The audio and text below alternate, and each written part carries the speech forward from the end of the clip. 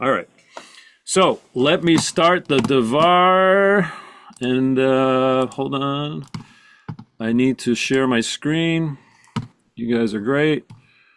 And you can break in with any kind of things you want because, hey, that's how we do it. And that's how we all learn. And so let me go to this. And I'll get it full screen so it's even nicer. Okay, here we go. Pharaoh's dreams.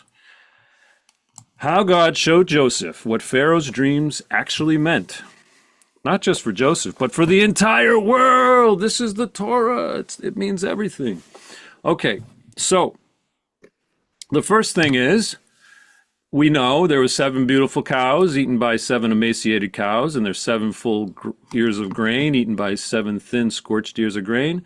Pharaoh is distressed, etc., and God is telling, and Joseph doesn't seem to worry. He just says, God is telling you what he will do. So Joseph says the two dreams are one. We begin 7 years of plenty, and it's time to prepare for 7 years of famine. So who is Joseph? Joseph, this is so important. God is with Joseph. That term only describes literally maybe 4 people in the Bible. And I saw it once with Moses. I also saw it 4 times with Joshua in the book of Joshua. And then also Samuel says God was with Samuel. So Joseph is a pretty important person if we want to line him up for who he is and what he's about. And Joseph, what I like to say is Joseph equals the truth. It's like Anne Frank. Joseph tells everybody what he thinks of them, but instead of writing it into a diary, he tells it to their faces. And so Joseph is one of the first prophets because he also can look into the future. He sees what's going to unfold through Pharaoh's dreams. And also, like other prophets just like him, he's hated by the people around him, except for Jonah. People actually listened to Jonah, but that's a different story. All right, and the last thing about Joseph is he believes everything his father Jacob tells him about his family. And if we remember a couple of weeks back, I think Ruthie said it so well, when God tells Jacob that the whole world is going to be blessed through your family. And that's amazing because that's what I think Joseph is seeing when he sees the Pharaoh's dreams. He's seeing the entire world and how his family fits into it. So, okay, so Michael, I have yes. a question for you. On your third bullet point, Joseph is one of the first prophets. Okay, so why isn't he a diviner rather than a prophet? A diviner? Yeah. Because that's a good question. Okay, so a prophet is someone who through spectacular ways foresees the future. A diviner is someone who uses techniques in order to see the future. Well, Joseph uses techniques.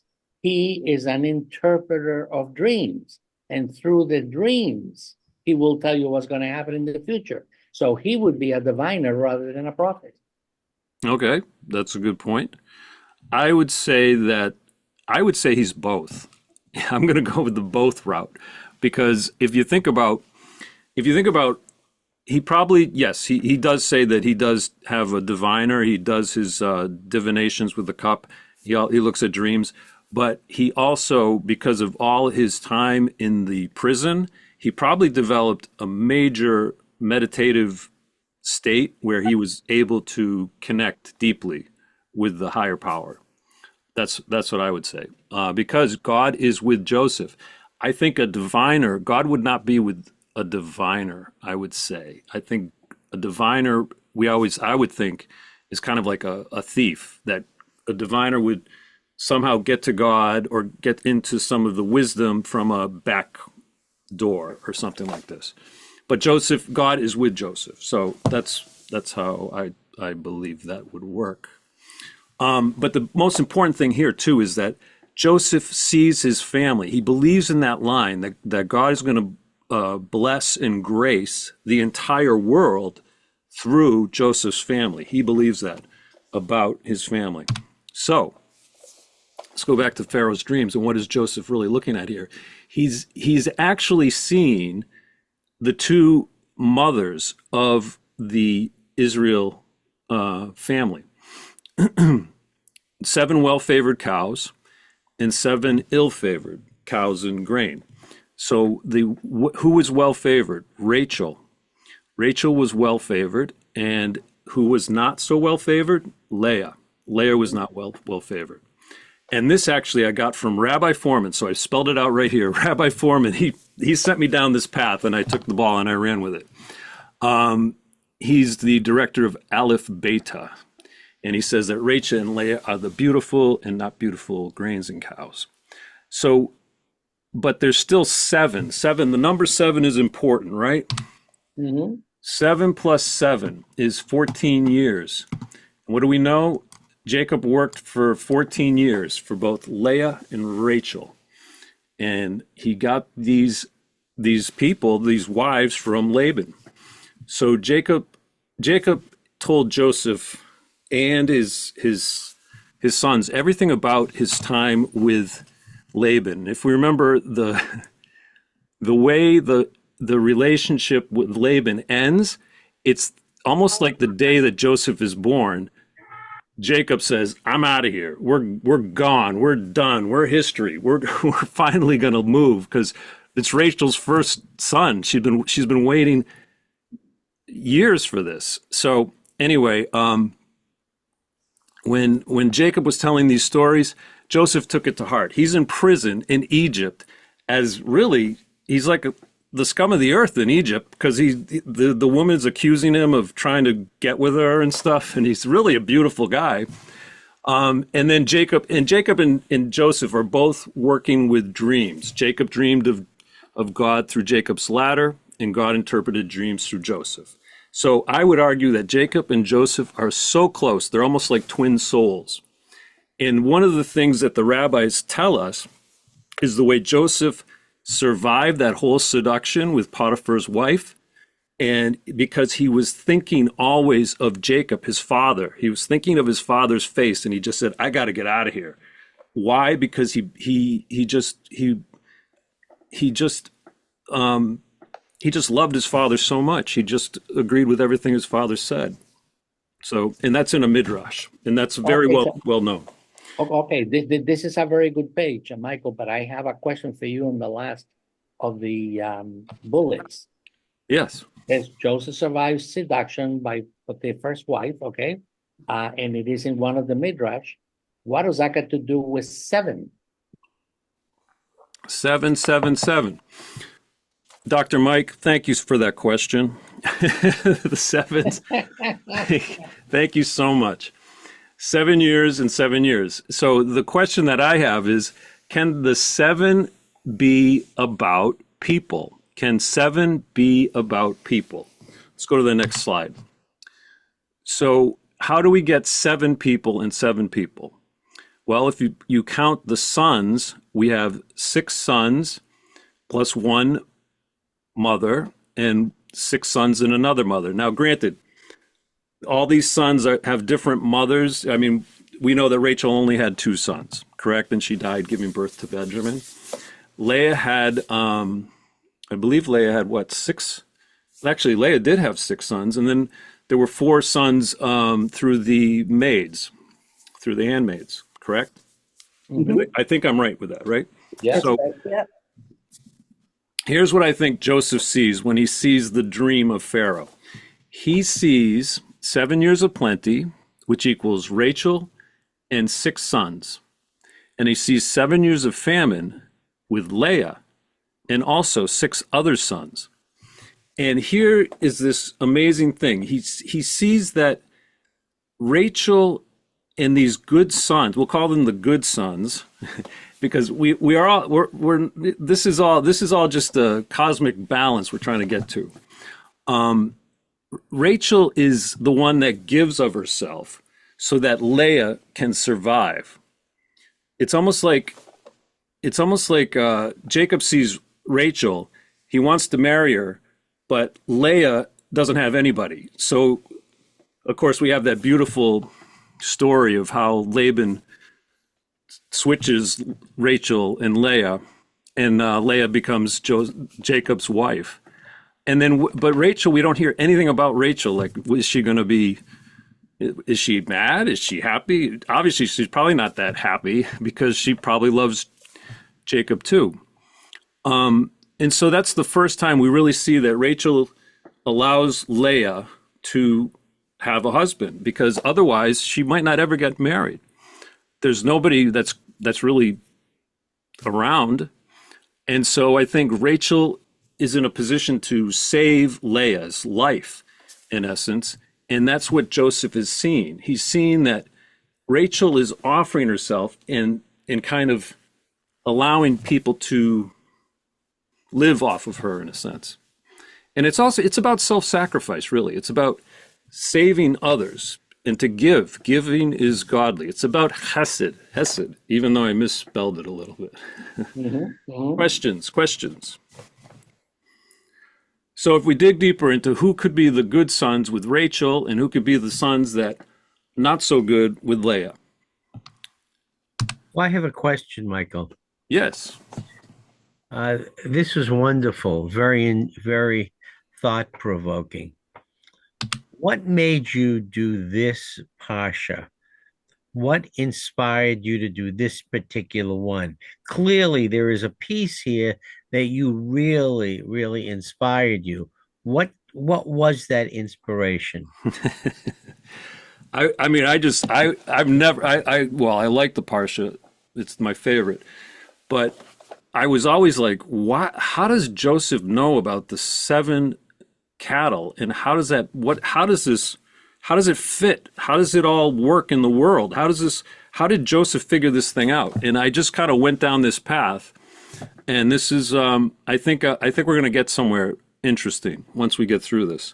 So if we can think about who the 6 sons are, and it doesn't, these sons don't need to line up physically with the mother's actual physical sons, because they're all one family, you know? I mean, during the prayers on Saturdays, we're always singing about, you know, God of Leah, God of Rachel, God of, you know, Abraham. And it's amazing because it's part of the history of it all. And it's about the faith, right? It's awesome.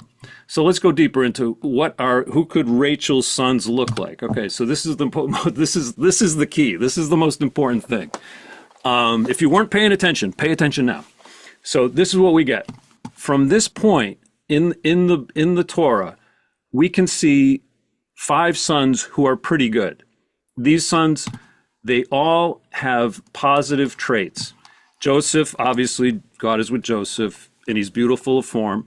Benjamin is the youngest child of Rachel, and Rachel is also beautiful of form. And we heard of Jacob saying exactly how much he loves Benjamin and his brother. You know, Joseph's dead, but if Benjamin goes too, forget it. I'm dead. I'm a dead man, essentially. And then Reuben would also be on this side because he tried to save Joseph. And he also says he's going to offer his 2 sons. And Simeon and Levi. The other thing was they avenged Dinah with the rape of Dinah. And also Joseph, it's interesting to know that Joseph took Simeon and he threw him in jail because Joseph already knows that these are the guys that are going to be okay. It's just that there's somebody's missing right underneath everyone. 6. Who's going to be the 6th son? Because right now, no one has stepped up. And so Joseph sees that somebody else needs to sacrifice themselves to help the whole system come into balance. But right now, it's out of balance. And the issue is, if Joseph can find this person, that's the tribe that's going to get the Messiah. The Messiah is going to come through that tribe, because that's going to be the person that's going to give everything. I'm going to take a little sip. Any questions? I just missed a thread here. Why is there plenty one and plenty two, those two columns? Or Oh, just just different traits for each of these. The plenty one for Joseph is God is with Joseph. He's beautiful of form. And sometimes, there might be other traits, but Levi right now, I mean, we do know that Levi becomes the priestly line, but right now everyone's just people in what they've done. Reuben, of course, Reuben comes up a lot in this last parsha because he's over. I mean, he did do something really bad, which was he slept with Bilhah, but for the most part, that it was a bad thing, no doubt. But his heart was with trying to help out, and he offered his two sons to his father. So, which I would argue is a bad thing. it's a bad thing, but it would hurt, right? So, but why was he offering his two sons? Because he didn't want to see Benjamin. He was trying to say, trying to make it right. If anything happens to Benjamin, I'd give you my two sons, or whatever it is. So he's trying to say. I have a question. Sure. Why do you feel the sixth person that we don't know about, okay, would end up being the Messiah? Why do you have that specific, why you think that way? Because I have a different attitude about who the Mashiach will be. So that's your interpretation. My answer, absolutely, my interpretation. Yeah. Because, go ahead. No, go ahead. What you're going to say. Okay, what I was going to say was, we have to forgive him. We have to forgive him for his Christian perspective. Thank you, Phil. This is what I'm going to say: is that whoever steps up here, see, so the whole thing is Joseph builds the whole drama that Joseph built around Benjamin about trying to. He knows Joseph is so smart. He builds this drama where he knows he's going to have to, he asks about Benjamin first in the first visit. And then on the second visit, he knows someone's got to step up and save Benjamin. And he doesn't know who that's going to be. And whoever that person is he becomes the first. Whoever, like right now, there's five good guys, but the seven not so good guys, one of them needs to step up more than any of them up to this point. So I believe that is the precursor for the messianic line. Okay, what's your next question, Ruth? Well, it's interesting because I had learned this a long time ago, and it might be just a Bubba Meiser, which is an old wives' tale, that the Mashiach, okay, will come. I thought it had something to do with the descendant of King David and Ruth. That's yes. what that's Judah, yeah. And so I don't see how this follows that. It just doesn't make sense to me. It just doesn't, that's all. Okay, well, what I can tell you is if you look up the book of Ruth, in the last chapter of the book of Ruth, that has exactly the lineage. So it goes from Judah, and we read Judah coupled with Tamar, and Tamar was pregnant. Mm-hmm. Tamar had a child named Perez. Perez had a child named, I believe it was Obed. No, I believe it was Boaz. And then Boaz married Ruth. And then Boaz and Ruth had Obed and Jesse, and then King David. So that is the lineage. So that's kind of what we're talking about. And the other thing is it's about balance. It's about balance of the world. Because it's like it's almost like an economic system. It's almost like if you have too few people giving that have things to give, and that you have too many people needing things, the world is out of balance. So somebody needs to step up here, and Joseph needs to find this person. And up to this point in time, it could be anybody from the other sons. So who are the other sons? Number one, Judah. Judah is the first one.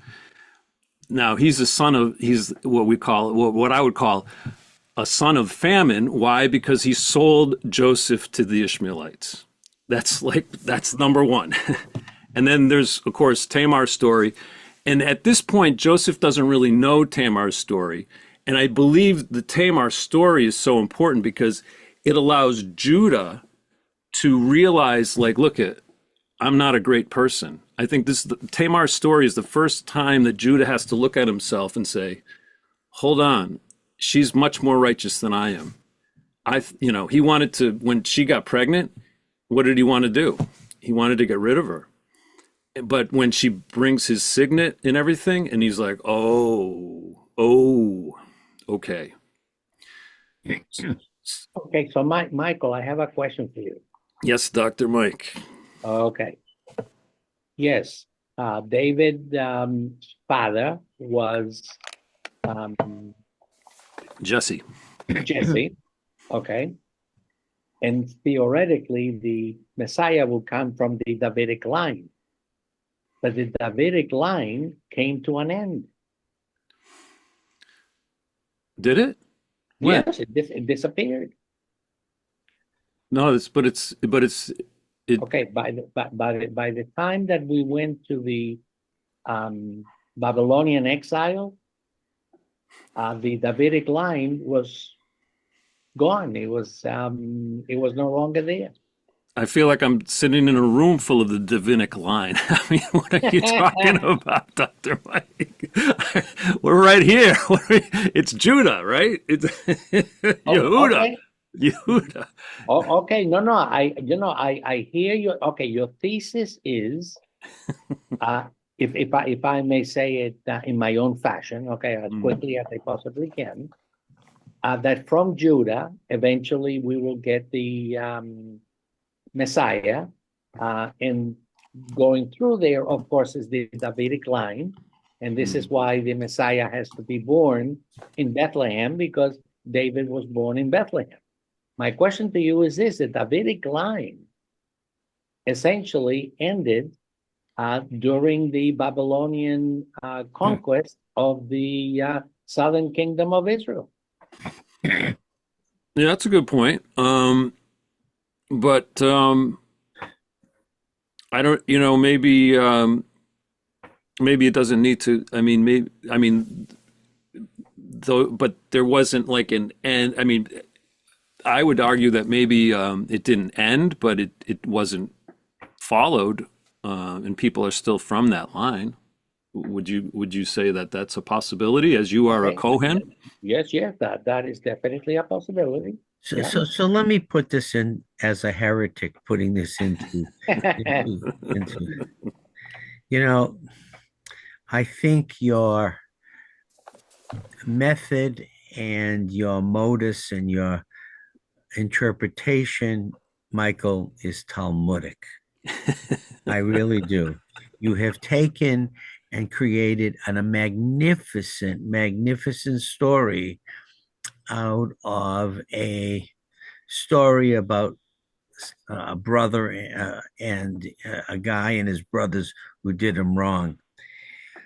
I just have to think about some of this as I've listened so many of the things over the years of the Torah and the Talmud and the Gemara. Is this just a canticle of Leibowitz for Leibowitz?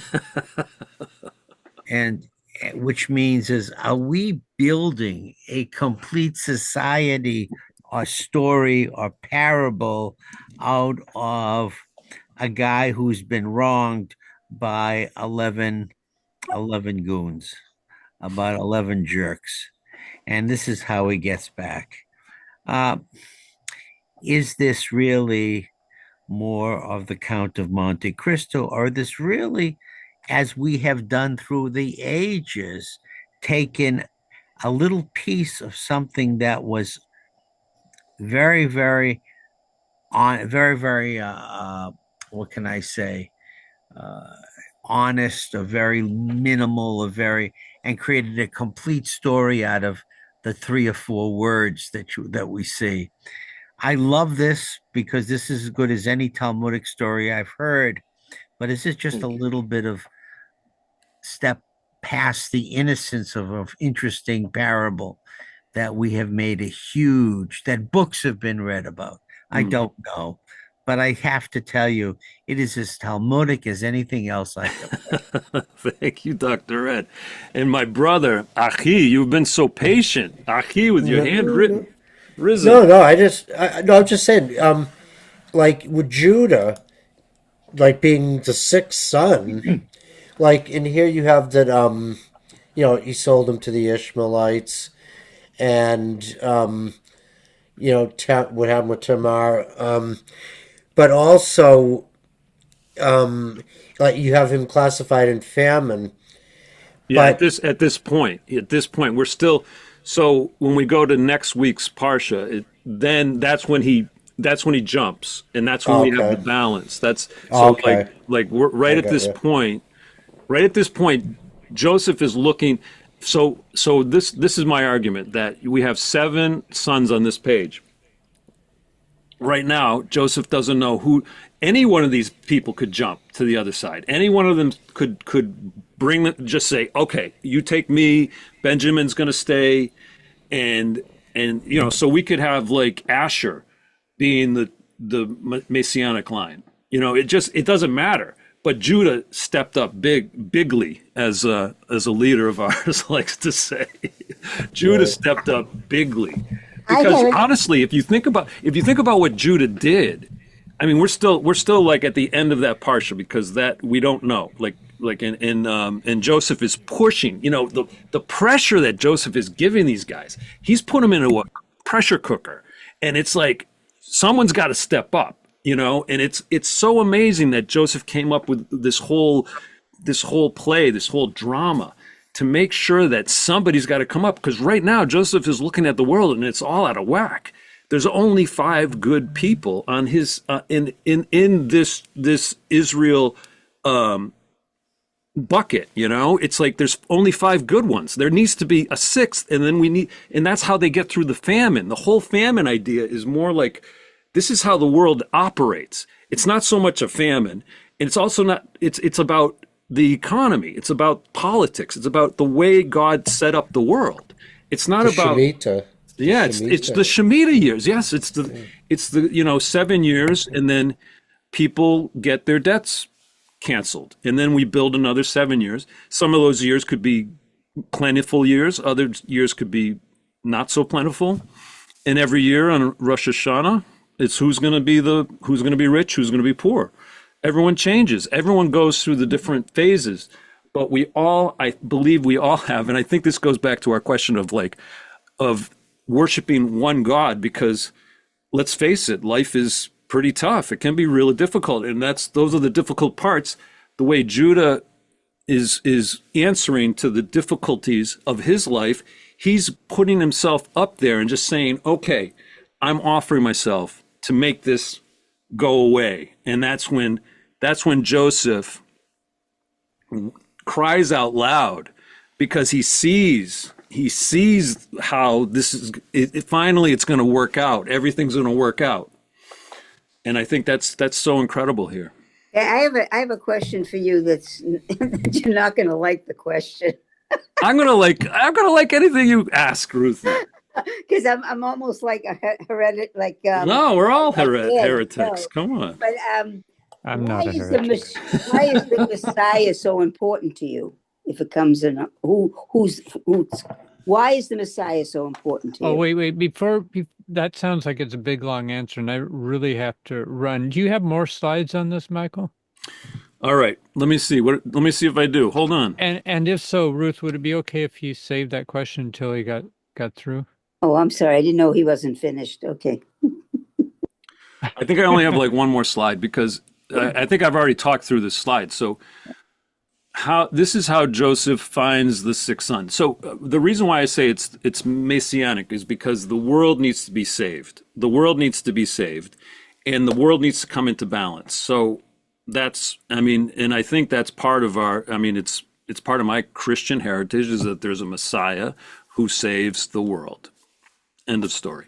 And I feel like it's part of Jewish heritage where a Messiah, a king, is going to come to rule the world. So I think those two things are in line. And that's, I mean, that's part of my faith. I mean, that's the simple answer. So anyway, I think I walked through this one. Joseph knows how much. So Joseph created this huge, beautiful drama so that somebody needs to step up. And that one will redeem the world. Okay. So who is the sixth son? And then Judah. Well, we can do this next week. Who is the sixth son? Yeah. Okay. Can I just say one thing before? Yes, Ruthie, go.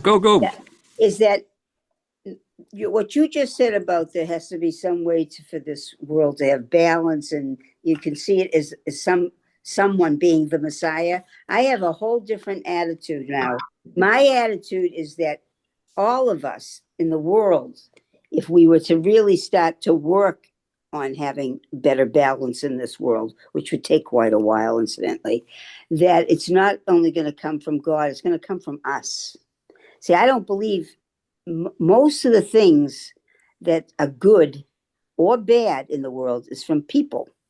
So I don't see it as it's just only, I mean, I might believe in God, but like I said before, I don't believe in God at all in the way that people think of God. I just think that it's something way beyond a human's understanding. So I can look at it if I need to once in a while. If I'm feeling so down, I have to turn it over to God. But other than that, I really feel what's really going to make this world a better place is how people are going to come together, not God. That's how I feel. So Yeah, that's why the well Messiah said. is not as important to me. That's where I'm coming from. That But was people all. are all created by God, so if we create the situation, it's God, right?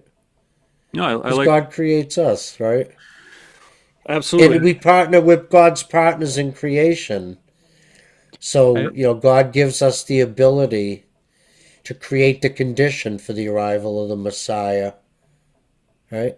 Yeah, and it doesn't have to Whether, be a person. I think it could be an era, an yeah, age. Yeah, they Absolutely. are. That's right. And they also, when the Orthodox told me, I remember my husband telling me this: the Messiah doesn't have to be a person; it can be an animal. It could be anything. We don't know what the. You see, that's what I'm saying is that I don't get too caught up on the Messiah because I'm much more concerned about how I can relate to people to make it a better world.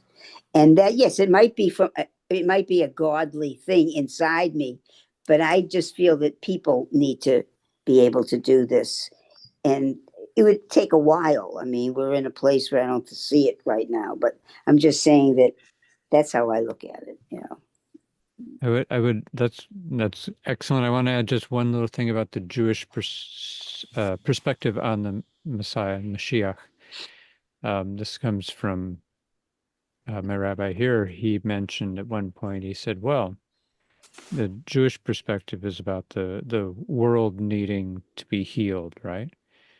Tikkun olam, and we work towards that. And so the tradition is that once Mashiach comes, then the world will be complete. The world will be in balance. It will be healed. So this is one of the ways we know from the Jewish perspective that Mashiach has not come, because does the world look complete to any Yeah. of us? That's a It good does not. point. And the one thing I learned also is that the Mashiach doesn't come until we already have the world in balance. Not that the Mashiach brings that we bring it. And that's the whole thing is that until we as people of the world see how we can make this world a better place by balance, and that people see, one another and are open to each other, then the Mashiach. So it would take a long time to get to that point. What I'm saying is that it's the Mashiach is not going to bring we have to have this in the creation already, before that happens. That's my thought about the whole thing. I Yeah, agree with and that. so I just think there's a little different perspective. I mean, from a Christian perspective, you could totally have the perspective that the Messiah has come because it's on a more metaphysical level, the completion that's done and the sacrifice and all that. But it's just from the Jewish perspective. I think that it's more about is the world whole. Mhm. Right. Yeah. And okay. So good points. Should we get to the conclusion or should we wait till next week? The conclusion is, as we will see next week, Judah offers himself to save Benjamin, and Judah is the one that jumps from the famine years into the years of plenty. Judah tells Joseph that he promised their father that he should be the one to take Benjamin's place. Judah is doing this to preserve both Benjamin and Jacob, because he knows that Jacob is probably going to just die if Benjamin is turned into a slave. And Judah does this. Once he does this, Joseph now sees the world can be in balance, and he can see where the world is whole. Tikkun Olam, which Dr. Ed does every Christmas, and Christmas is on Hanukkah this year. Hallelujah. Everyone's going to be celebrating the light of God, and however we celebrate that, hallelujah.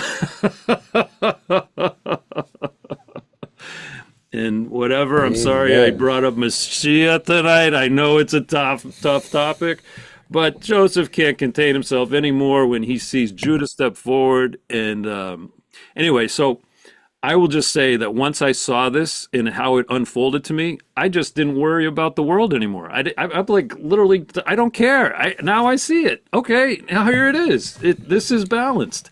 And because I'm always worried about the economy. The economy's for, it's like Fruit Loops for economy. It's like, but now I see it. Now I can see the picture of the way God sets up the world. Half of us are going to have to serve the world. The other half are going to take from us. And then at some point in time, we're going to switch roles. And sometimes people are going to have more. And then I will have to take from them, which I'm doing right now.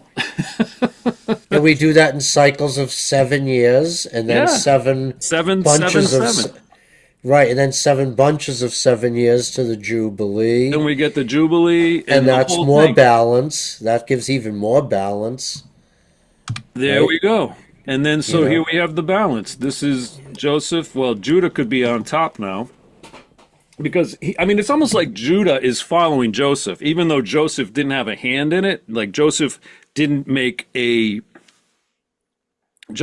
say, "Oh, I'm going to do this, I'm going to do that, I'm going to do the other thing."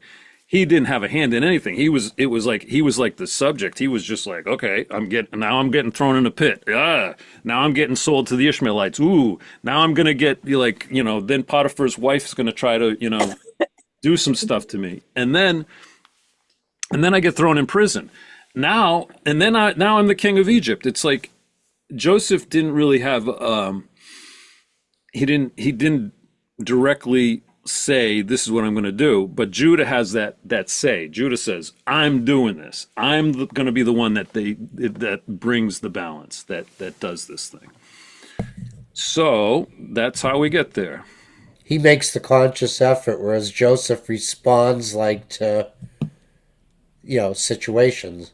Yeah, absolutely. And then the whole world is balanced. Now we have balance. Now this is how we survive famine years. This is how we enjoy the plentiful years. This is how the whole world should work. Because after 7 years, as you say, as the book of Leviticus tells us, all the debts are going to be repaid. And then after seven cycles of 7, then we get into the Jubilee, and all the private property gets changed into, I don't know how that's going to work, but somehow this is part of it. But anyway, there's more work to do.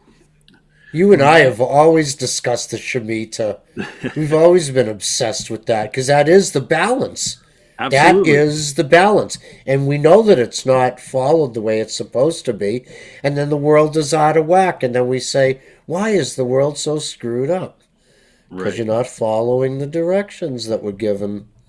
I want to say that I'm still hung up. I like this presentation, Michael, but I'm still hung up on comparing Rachel and Leah to cows.